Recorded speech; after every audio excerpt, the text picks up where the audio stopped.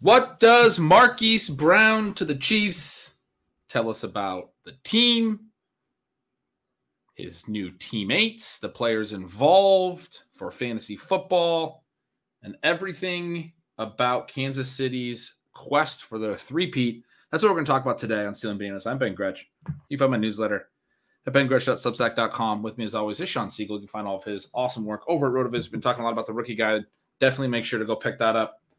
But today we're going to focus on, we did 3 shows last week on the early part of free agency, had a ton of information, great opportunity for us and framework for us, Shawn, to break down the changing values, the new situations. It was a wild week. And after we recorded those 3, we had more moves happen. And we're going to break those down on some of the shows this week because why not? I mean, it's March. We got plenty of time to hit on a lot of different topics, but we want to continue to talk about the players whose values are changing.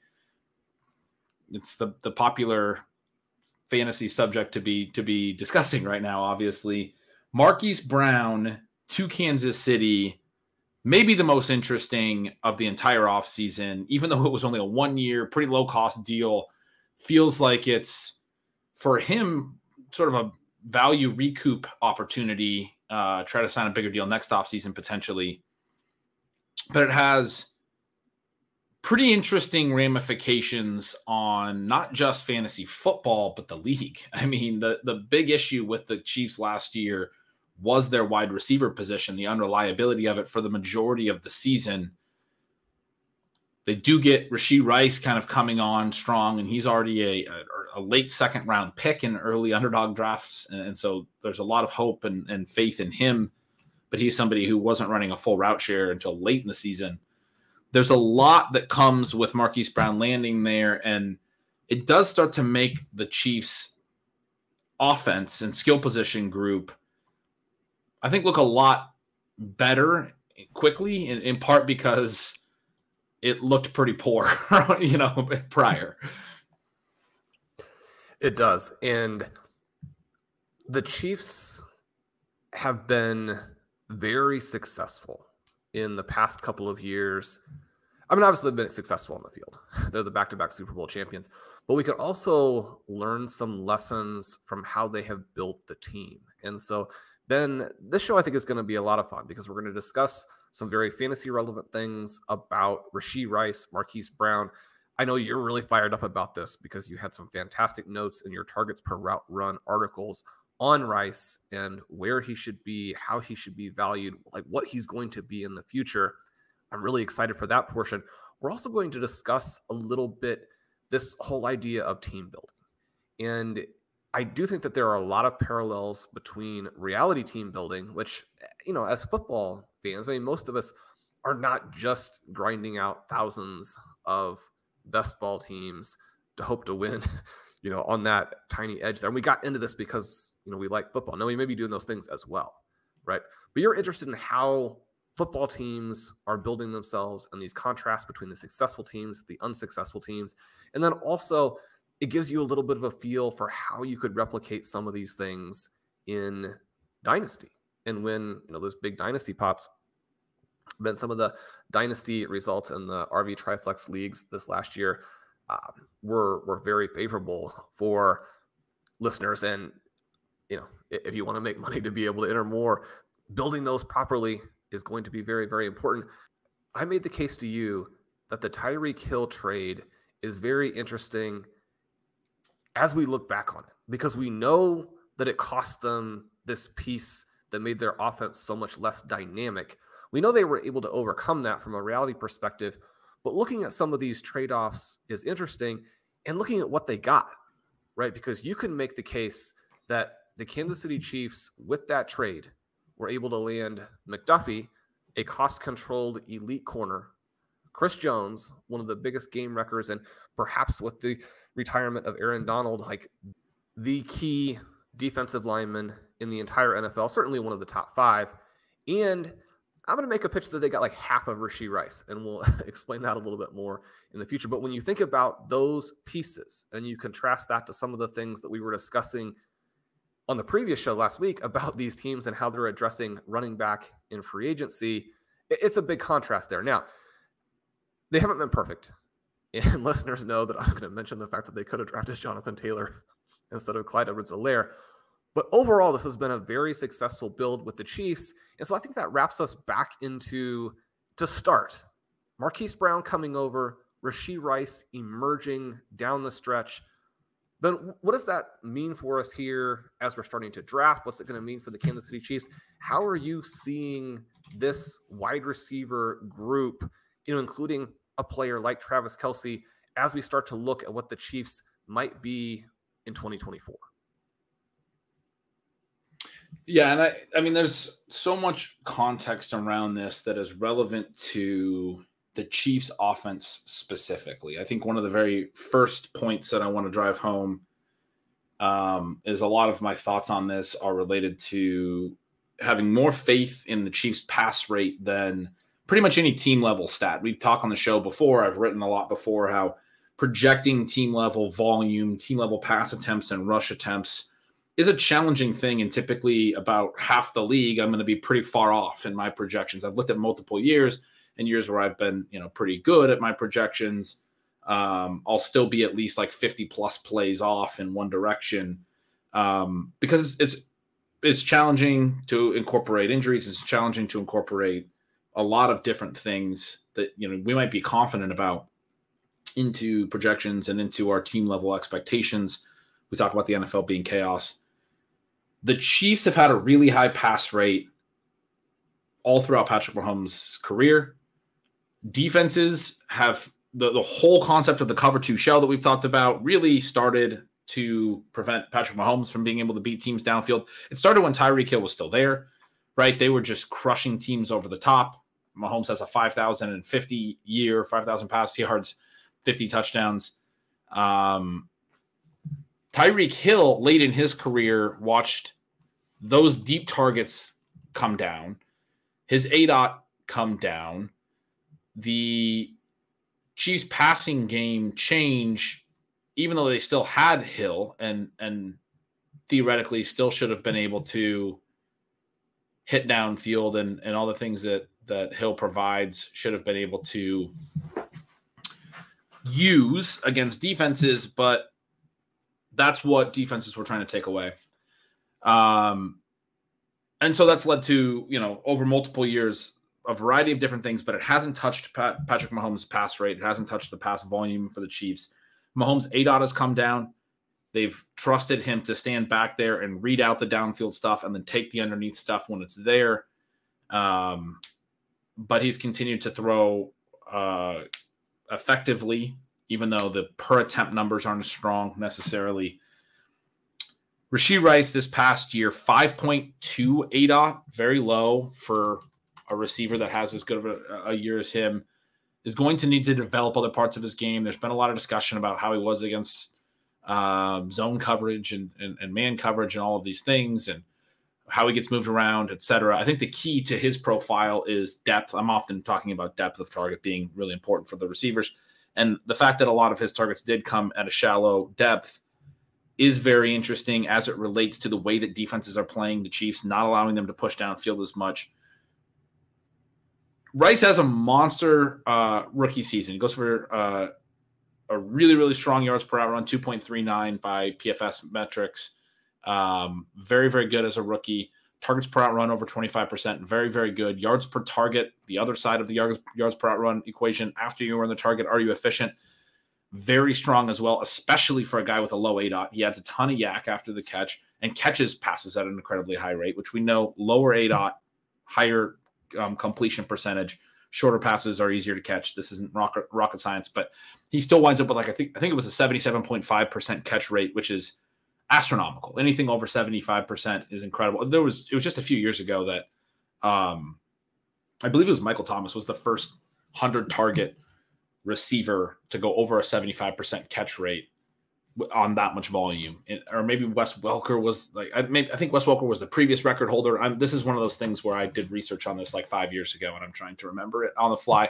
But Rashee Rice, I think, would have done that this year as well. 100 targets. And yeah, he had 102 targets on the year, 77.5 catch percentage. So he joins this class of receiver that almost no one's ever done this in NFL history. It's efficiency that can't maintain. And yet the role that he had in the Chiefs offense, Sean, underneath, and the way that the Chiefs are defended down the field creates a floor for his future production in a way that I've heard a lot of discussion about his limitations, things that he can't do. Maybe he can't beat man coverage as well. Maybe we haven't seen the full route tree. He hasn't gotten downfield as much, all of those types of things. The whole discussion about how he wasn't a full-time route runner. It wasn't until week 14 that he ran 80% of a route on 80% of the team's dropbacks, which is shocking, frankly. I mean, I wrote about that a lot in Stealing Signals. We talked about it during the season a lot, that he was earning volume at a really high rate per route, but the Chiefs were still rotating and not really leaning on him a ton. But after week 14, after they finally ramped him up and felt comfortable, they did lean on him the rest of the regular season, and then also in 4 playoff games, and his production in that stretch was consistently very strong. The targets were very strong. What that means, that very late realization of the full role, is that he only ran 392 routes in the regular season. For a team that throws as much as the Chiefs, they were 1 pass attempt away from the league lead, which the Washington Commanders wound up throwing the most pass attempts by 1. For a team that throws as much as them, 400 routes, which is about where Rashee Rice was, is very low. The high end for receivers is typically around 600. They're going to rotate and things like that, but there's room for, the really high end can be up 650 plus. So 600 is like a strong season, very strong season. There's room for Rashee Rice to add up to 200 routes, at least about 100. He has a really interesting profile, Sean, and it kind of overlaps with what Travis Kelce has done for a long time for Patrick Mahomes in underneath ranges as well. It's interesting when you watch the Chiefs because there are different things that they need, and there are different guys that they're asking to do some of these things. And so we don't necessarily need every receiver to win in every way if they win in the ways that are important to fill their role. The concern, for me always was if they don't feel like they need that guy on the field all the time, then that is pretty frustrating. But when we wrote about him a lot at RotoViz last offseason, one of the things that I talked about at length was that his profile was getting hammered a lot because of the failure of Sky Moore and because it had taken him a while in college to emerge to the full level, which is actually something that we saw with a wide variety of guys who hit last year as rookie wide receivers. But when you break down his collegiate numbers, he actually excelled at different spots, at different lengths, different target depths.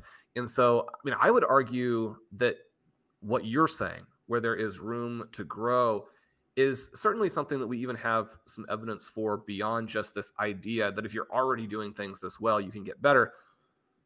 But I did want to note that as it compares to someone like Puka, I don't think that we can take a guy who wasn't asked to do it at nearly the same total level of volume and say that these are the same players. But one of the things that you noted to me, and one of the reasons I bring that up, is because, you had brought up these 2 players as we were discussing them before the show and talking about some of the similarities. And it's interesting to me when we're looking at that after the catchability, the evasion rate, so the broken tackles plus forced missed tackles per reception, a little higher for Rice than it was for Puka. The receiver rating, much higher for Rice than it was for Puka. The drop rate, and that was one of the things that was even a little bit of a red flag early, is that it seemed like he lost some routes because he misplayed some balls early in the season. Maybe we'll be talking about Rice, as a middle of the first round pick type of guy if he doesn't do that. But the drops end up to be about half of the rate there. And then when you're looking at it in terms of some reality value types of stats, the EPA per target was identical for these 2 players.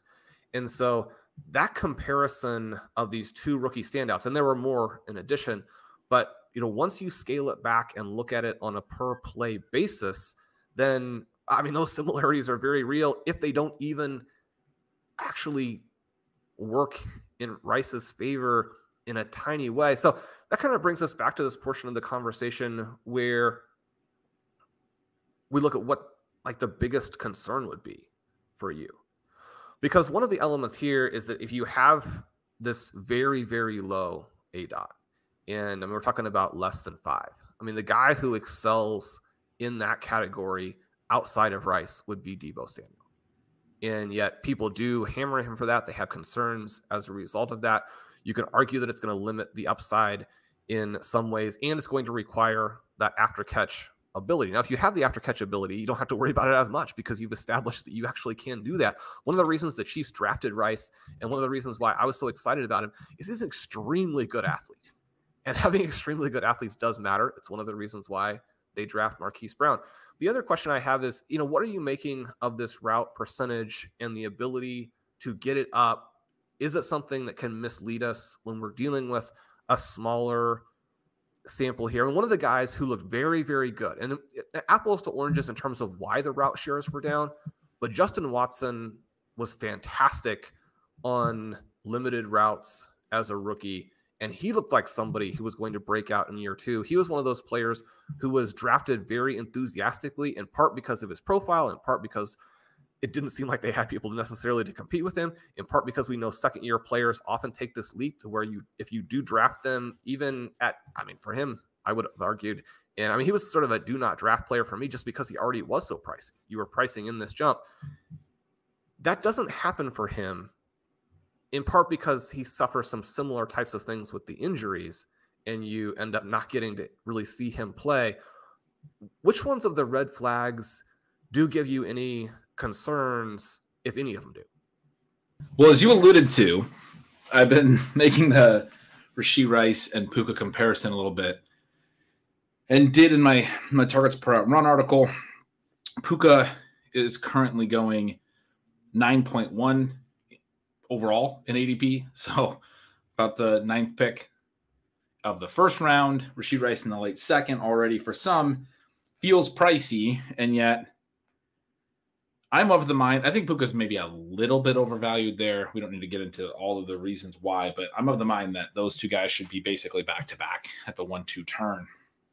And so in terms of the red flags that you just mentioned and which of them would be major concerns for me, it won't be much of a surprise to hear that there are a lot of them. The low ADOT is interesting. You mentioned Deebo. I don't think of it like Deebo because I think Deebo's average was so low because of so many targets at or near the line of scrimmage that really bring his average down in a way that, his ADOT has fluctuated year to year. And it's really been about is he getting the downfield targets to bring his average up? Because so much of his bulk work is right at the line of scrimmage. For Rashee Rice, I guess I don't think that's the same. I think if you plotted all of his targets, you would see that he didn't get a lot of downfield stuff either, but his ADOT being 5.2 is different than early Deebo's career. At times it was 2, his ADOT. It's different than the really low Deebo number.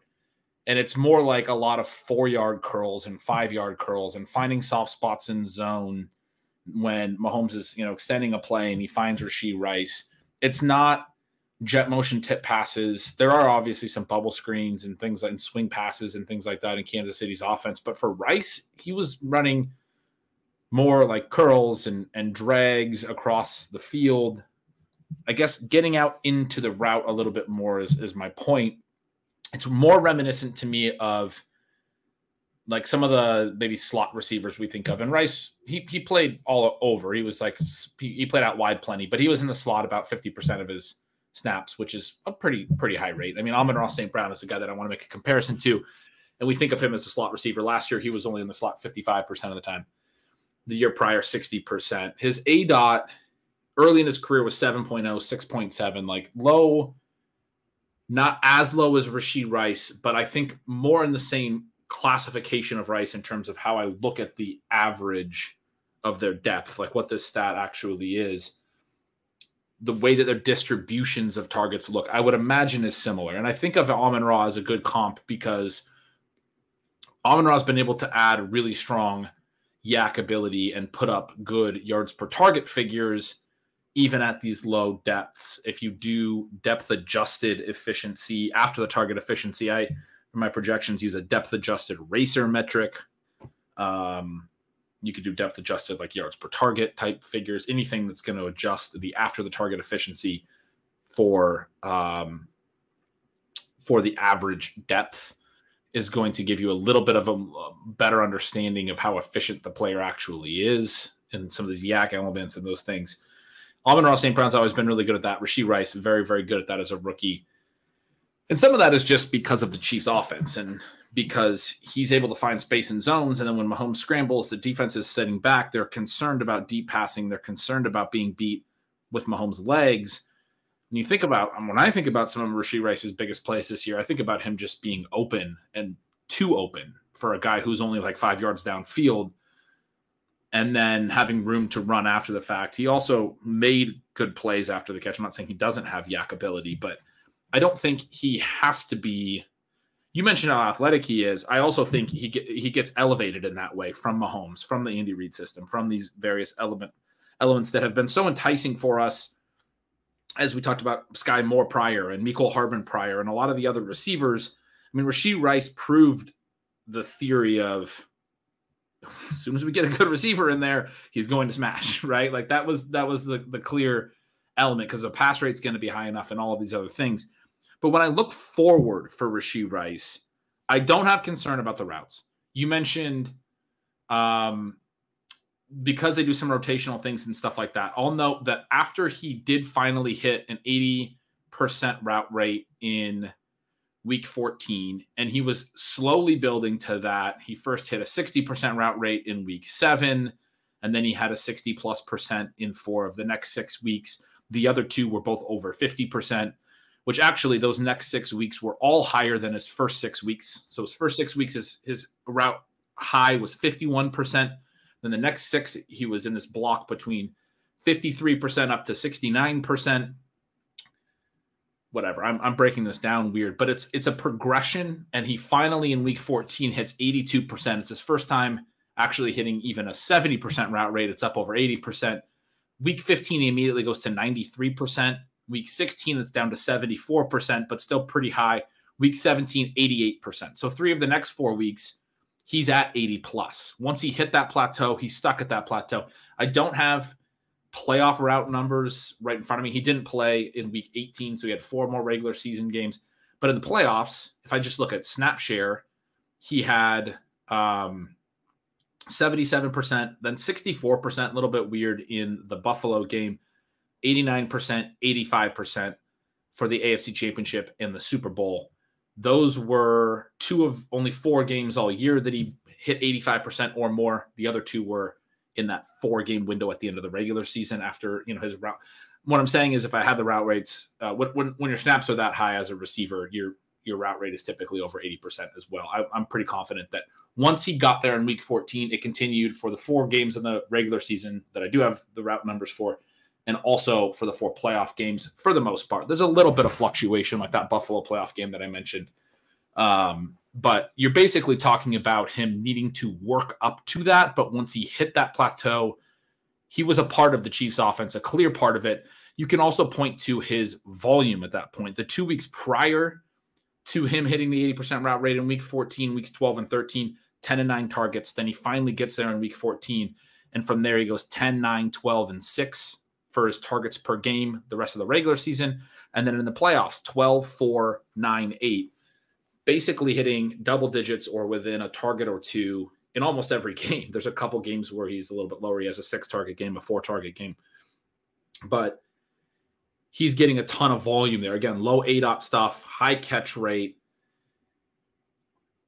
When I look forward, number one, I think the 392 routes that he ran, there's just such a clear path for him to add to that. He did have a 25.5% targets per route run, which is high. And I do think there's room for that to fall because he wasn't really competing with anyone. You go look at the other targets per route run around the offense. Marquez Valdes-Scantling, never a big target volume earner, was down to 9% last year, which is really, really bad. Sky Moore,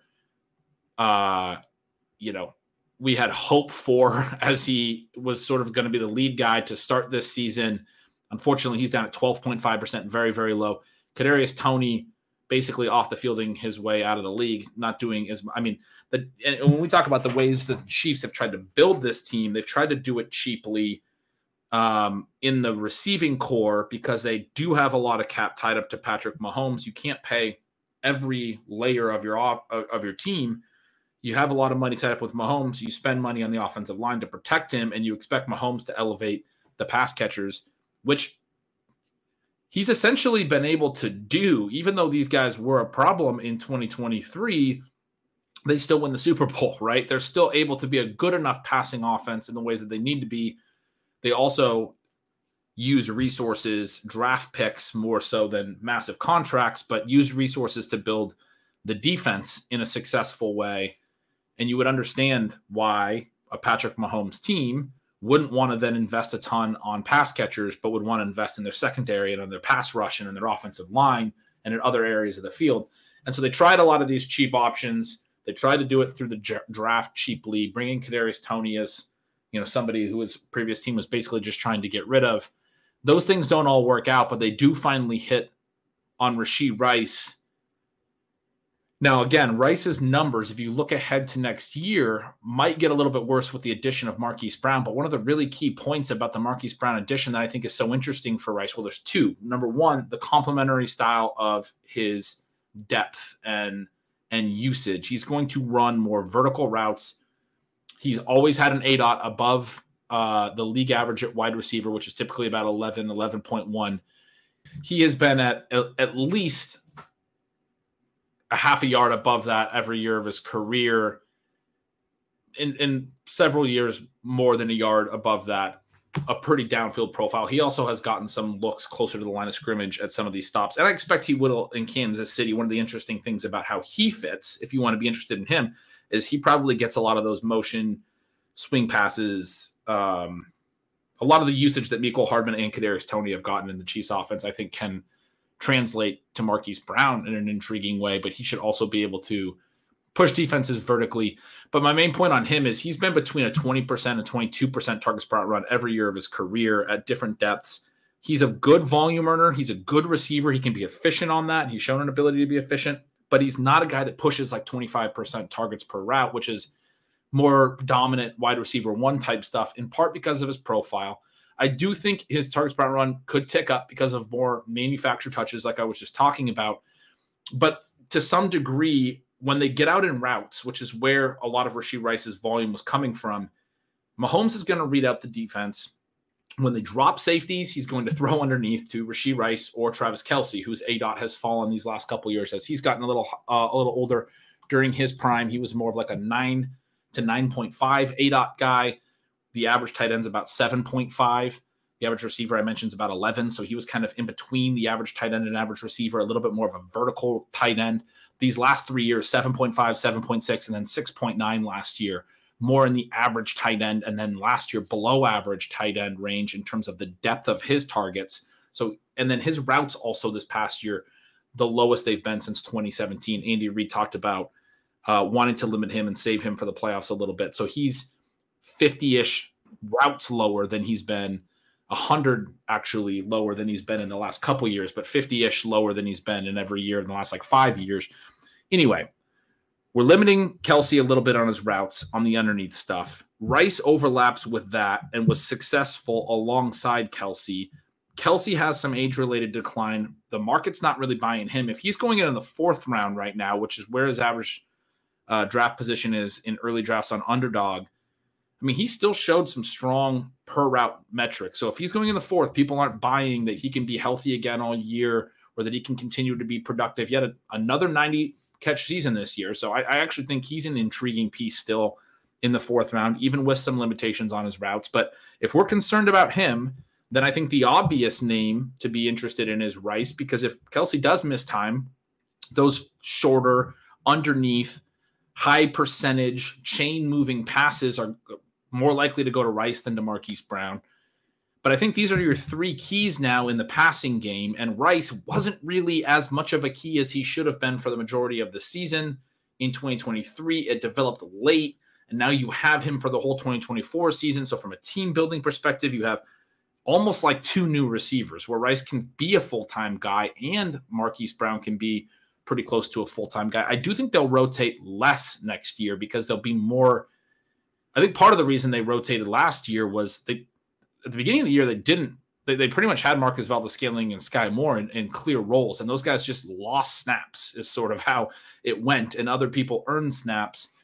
The Justin Watson stuff is intriguing to think through, but I think it's more just about Justin Watson than I think about what the Chiefs want. I don't think they thought he had the skill set to do as much stuff as maybe we would have hoped or like would have been the upside profile for him. But Rice, Kelce, Marquise Brown, very complimentary, very similar to what I was talking about with Jacksonville in terms of depth with on one of last week's shows with Christian Kirk, Evan Ingram, and how they added Gabe Davis to be that vertical threat. I don't think it's as simple as that because Marquise Brown isn't just purely a vertical element like Gabe Davis, and he also is a better volume earner than Gabe Davis has ever been. But he's not a massive volume earner, and Kelce's routes are going down. And again, if Kelce misses time, you're in this position where Rashee Rice looks like a near certainty to gain routes. His role looks like a near certainty to continue to be something that the Chiefs need because of the ways that defenses are a near certainty to play them, and the pass rate is a near certainty to stay high. I mean, these are all things that I feel very confident about, which to me gives Rice a very strong floor of production. Now, you talked about the efficiency, the yak, and some of that stuff. Can his profile actually be Amon-Ra St. Brown-ish, where he's adding a lot of yardage? Is it a 90 empty receptions or even 80 empty receptions profile, or does it have the ability to then be splashy with the yardage and the touchdowns as well? I would argue that you want to bet on the efficiency of a Patrick Mahomes receiver at any level, at any point, when you know that there's a lot of volume there for him, that he's going to be able to be good in yardage and in touchdowns. He looks to me like a guy that, when I think about him versus Puka, actually has, I think, less risk of ruin than Puka. Maybe not quite as high of an ultimate ceiling. Puka has already shown us a really, really high ceiling. I would have to give some thoughts on Puka, but I think the best comparison for Puka still is the one that you made early in the season, which was Anquan Boldin, as opposed to him being like Jamar Chase 2.0. He feels a little bit more like Anquan Boldin, who stepped on the scene, was awesome, had a very good, productive, long career, but also Anquan Boldin's rookie season was one of his 3 best seasons, and he didn't always hit that type of a peak. Things were really conducive to Puka crushing last year in a contextual way that matters, even though it was the best rookie season we've ever seen, and that should still matter as well.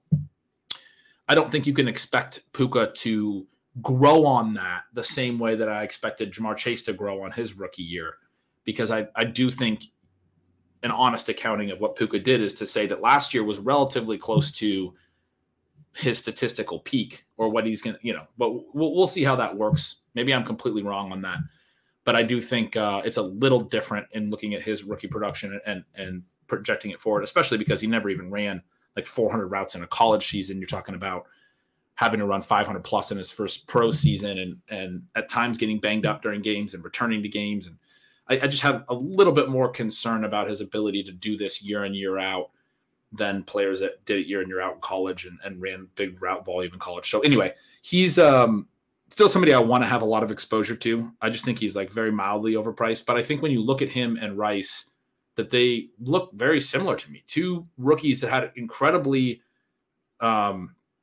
efficient, productive years. Nakua's routes were strong from the very beginning, and he was very productive from the beginning. And you made a great point early on in that comparison to say that we can't dismiss that Nakua did it over more volume. It absolutely is the case. Like, his raw production was way better than Rashee Rice's. Rashee Rice didn't even have 1,000-yard season. He barely hit 100 targets. Puka Nacua had a monster year. He went for 1,486 yards. He had over 100 receptions, and Rashee Rice in the regular season had a little more than 100 targets. So different scales in terms of what they were able to do as rookies.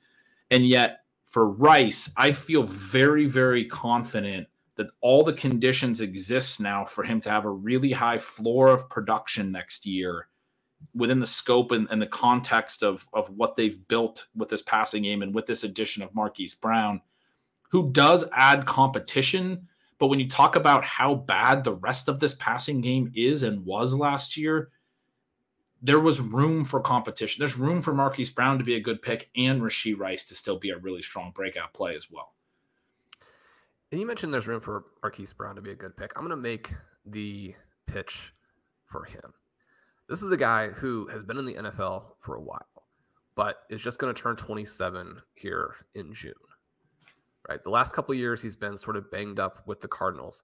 One of the things that I do think is interesting is this disconnect sometimes between quarterbacks who generate fairly strong reality production, but can't elevate receivers or haven't historically. Whether they can, whether that's fluky is maybe a little bit of a different question.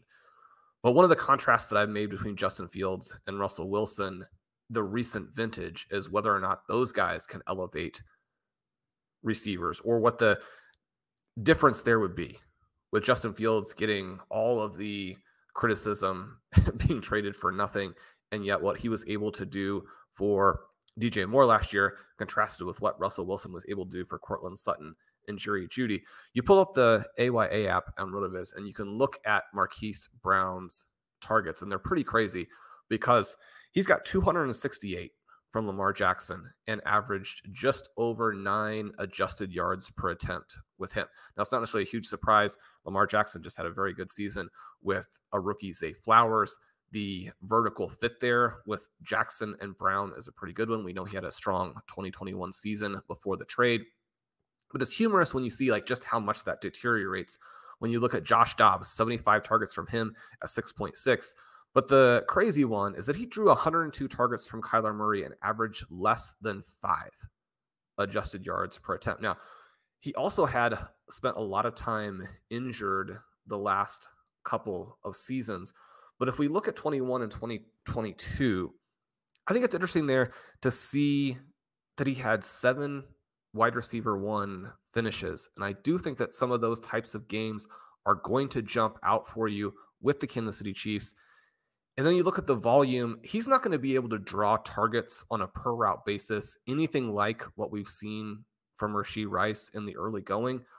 But his target market shares with the Ravens and then with the Cardinals are interesting because they're not ultra elite, but they're certainly maybe more than you would expect from someone who is a vertical receiver and has played in these weird passing games, right? 26% in 2020, 27% in 2021, and 24% in that first year with the Cardinals. In all 3 of those seasons, his Whopper was also above 0.6, which is giving you a good feel for what that air yards element is, especially within the context of how many air yards his offenses are throwing for. And then the last little note, that I would throw in there is that he's been used in different ways in different offenses over the past several years. In 2023, he was used almost exclusively on in terms of deep targets on the deep right. 2022, it was the exact opposite, where he's lining up for almost all of his volume, both the under 5 yards, the 5 to 14, and the 15 plus on the left side of the formation. And then you go back to 2021, that, again, breakout year with the Ravens. And it's pretty interesting because he's got good numbers in that intermediate middle, which is something that was also the case for Rice last season. But unlike Rice, as you mentioned, where he has basically no 15 plus targets, when you look at the breakout season there for Brown, he has, number one, a lot of targets there, a lot of targets down the middle, a lot of targets out there to the right. He excelled at both the intermediate and the deep targets for the Ravens. Now, if you're coming off of 2 years that were so compromised that in a market where Calvin Ridley is going to sign like a 4-year, $90 million contract, you've got to settle for a 1 year, approximately $10 million, like prove it deal. I mean, there are obvious concerns that NFL teams have here, but my argument would be that the Chiefs have added the perfect player to complement what they do with Kelsey and Rice. So basically what you're saying, I think the numbers suggest that. I think that the potential upside, especially in an individual game basis, is huge because we're talking about a guy, I would argue, has more upside than a Calvin Ridley does when you look at the arc of their 2 careers and look at where Marquise Brown is in his. I really like this.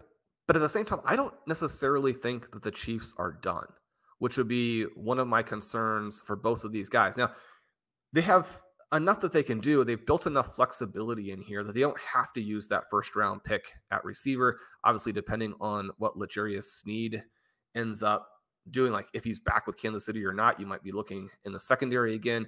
They have always the incentive to try and build up that offensive line, despite what Patrick Mahomes is able to do in terms of neutralizing the pass rush, which is one of the things that gets lost a little bit in discussions of his greatness. If you can give him more to work with, then it's going to eliminate the risk of that, Tampa Bay Buccaneers Super Bowl happening again, for example. So there are plenty of things that they could address. But the strength of this draft, or one of the strengths, is certainly going to be receivers right in the range that the Chiefs draft.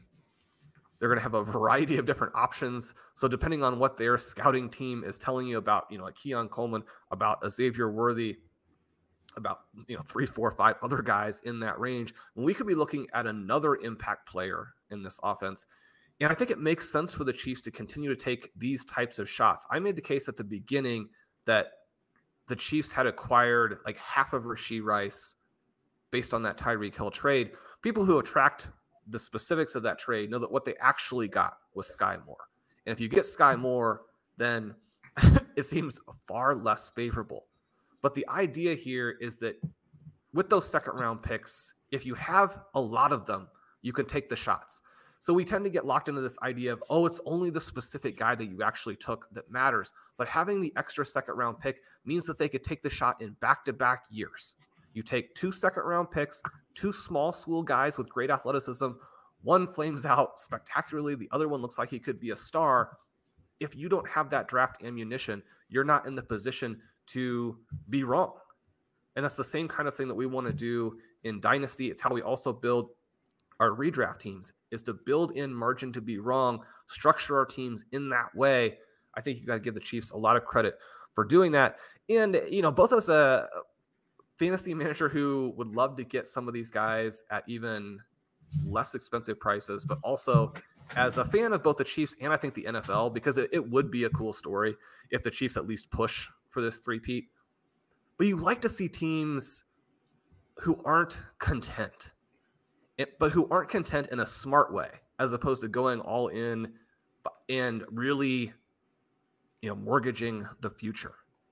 If the Chiefs were able to add an impact rookie this season to go with the 3 guys that they have as the sort of foundation pieces right now, I mean, you're looking at a potentially all-time great team. And I think as football fans, that would be a lot of fun if the Chiefs are all-time great. And then you're still going to have a lot of other good teams out there that in any individual football game can still beat them, right? So if you're talking about like the Patriots' undefeated season, which they blow in the Super Bowl, if you're talking about the three-peat, I mean, you could have storylines in the 2024 campaign that are unbelievable if the Chiefs are able to build this offense back up. I mean, Ben, what are we looking at here if the Chiefs have the best defense in the NFL and they have like earlier Patrick Mahomes, Andy Reid offenses that can get behind defenses?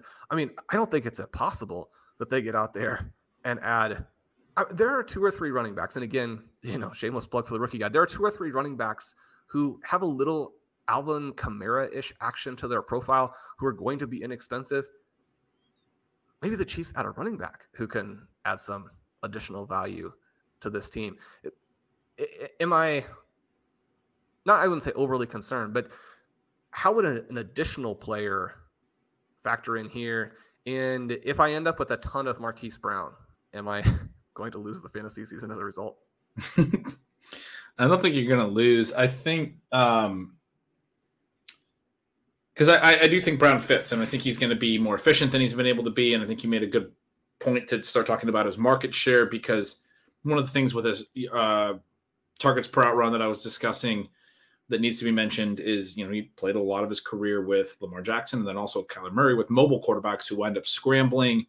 A lot of times we see slightly lower per route run metrics as a result with the mobile quarterbacks, because a higher percentage of the called pass plays don't actually turn into pass attempts. I've talked about this kind of concept before. We talked about it a lot with Kirk Cousins last week him landing in Atlanta.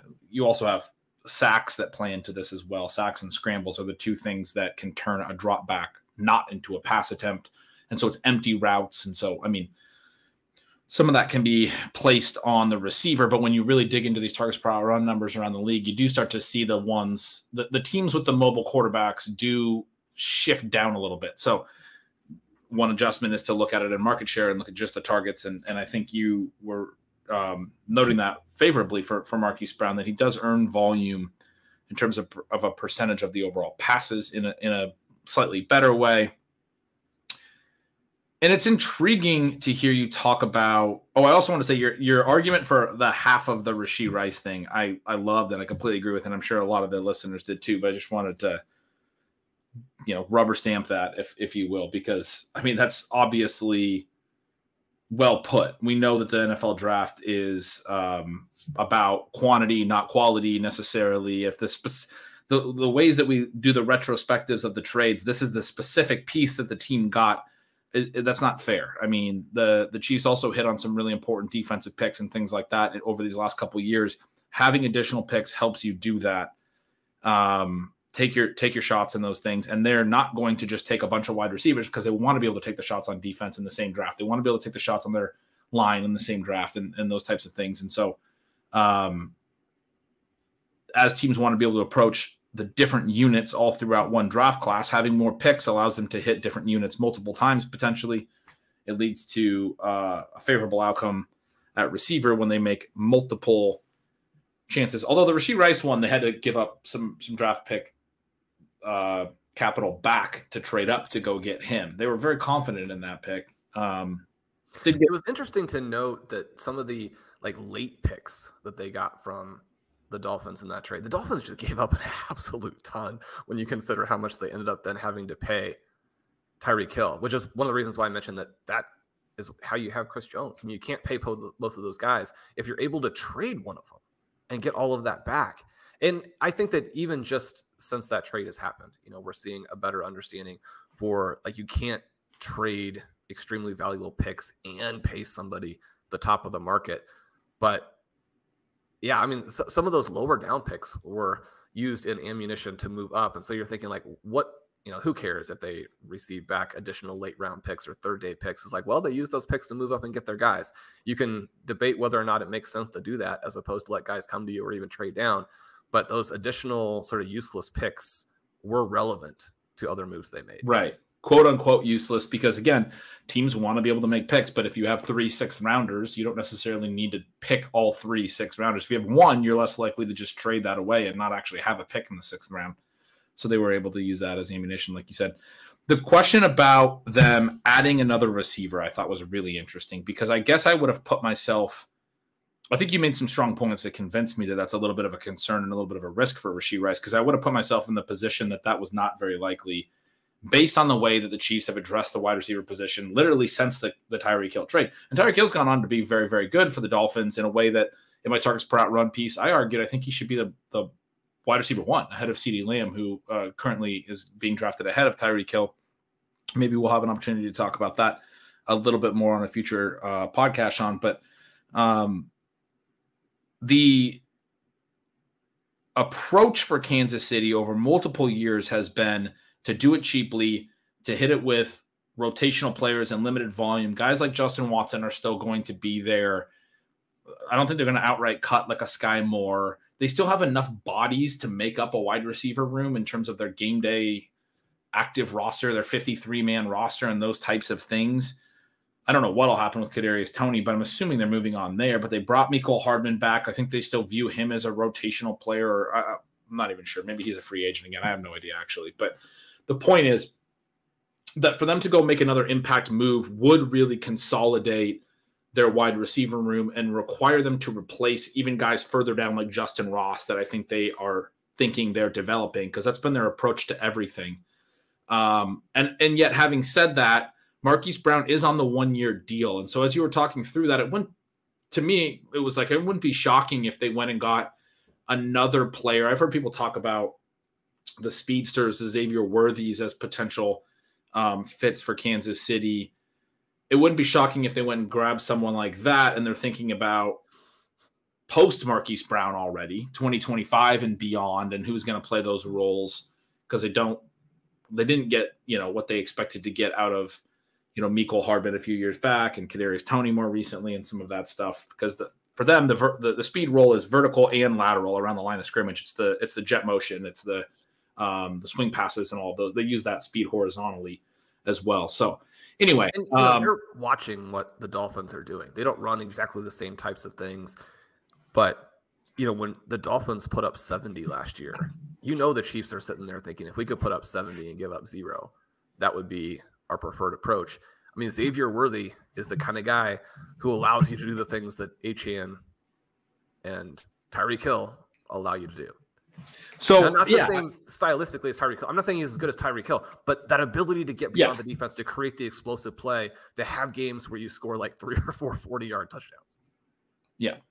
And I think that's a reasonable concern for Rice. But if it's a player in that mold, I would kind of fall back on, again, the part of the reason I'm so excited about Rice is that you look at Mahomes, what he's tasked with and the way the defenses are going to play him, when the safeties drop back, he's going to go underneath to Kelsey and Rice. He showed us that this year. He's willing to be a low ADOT passer if that's what moves the ball, and that's what defenses want. We talked about this a lot. They want to force the Chiefs to matriculate the ball down the field, do a bunch of plays. We went back to the Detroit Lions game that was the season opener, and how the Lions were able to beat them because they did that. They forced them underneath. Eventually, Kadarius Toney has a drop on a pass that was a wide open crossing route where he's maybe a yard downfield. He might have been behind the line of scrimmage, but it bounces off both of his hands. It goes for a pick 6.